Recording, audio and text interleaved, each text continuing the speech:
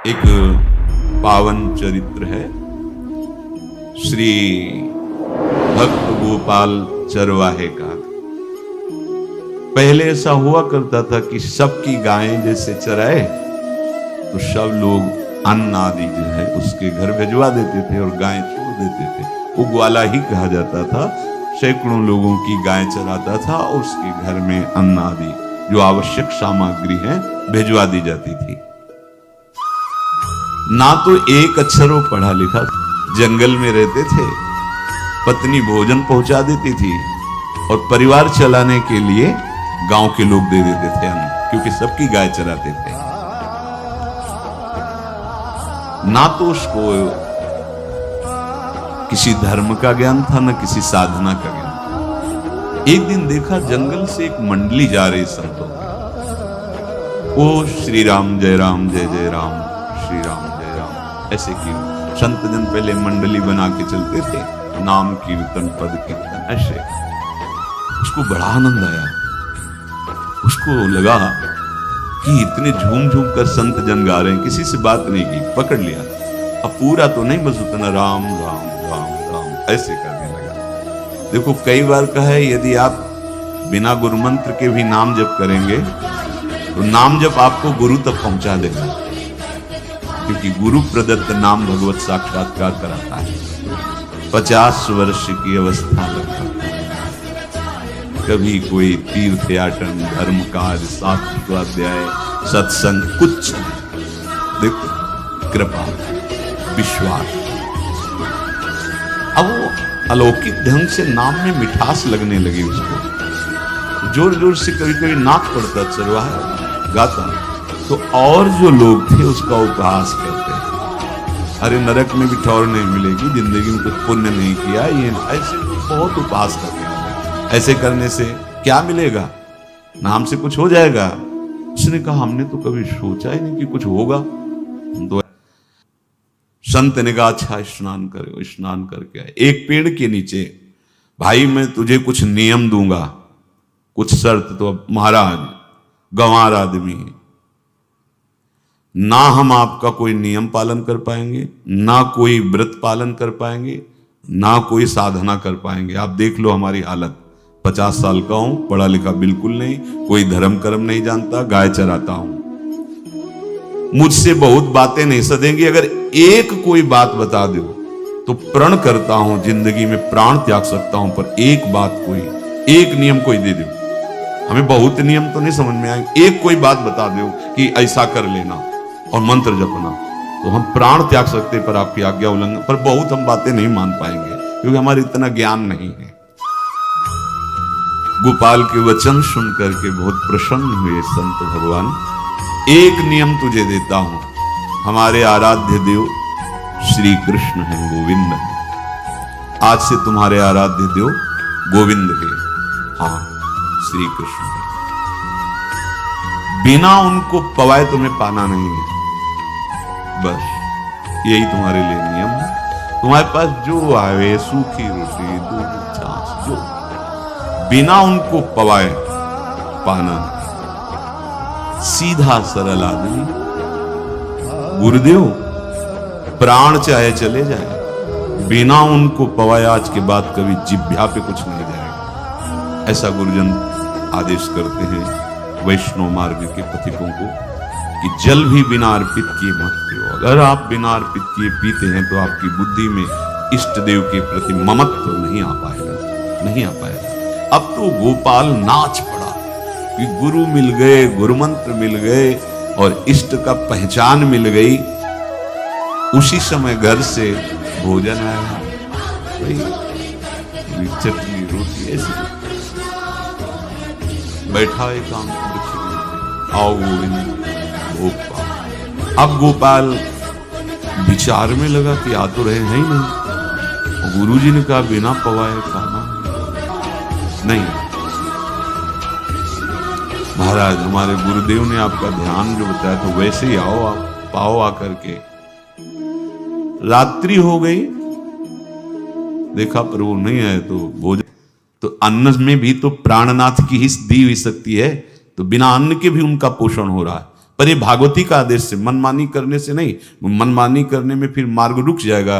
भगवान आदेश करते हैं अपनी वाणी से, युक्ताहार विहार से, उचित आहार विहार, वो तो भगवद आदेश होता है। 18 दिन बीत गए, 19वें दिन जब भोजन आया, पेट की आंतें सब सिकुड़ गई थी। वैसे ही 50 वर्ष के थे, आंखें धस गई थी, उठने की ताकत नहीं। पत्नी ने फिर कहा कि आप कुछ तो बताइए कि क्या आपको कोई रोग हो रहा है, आप भोजन नहीं पा रहे, मैं रुक जाऊं यहीं आपकी सेवा के लिए, या आप घर चलिए। कोई उत्तर नहीं, आप जाइए, हम ठीक हैं, ऐसा। फिर धीरे से एक कवल गया, न चलने की शक्ति थी, न पत्ता लाने की शक्ति थी, न जल छिड़कने की शक्ति। जिस पात्र में भोजन लाई थी, लेटे ही लेटे खोला और कहा, प्रभु मुझे पता है आप इस शरीर से नहीं मिलोगे, आप जान लो मैं अपने गुरु की आज्ञा का उल्लंघन। ये मतलब जितने महान हुए हैं सब निष्ठावान हुए हैं। ये लोग फिसल दिए, जरा सा कोई दुख, जरा सा कोई सुख, फिसल जाते हैं।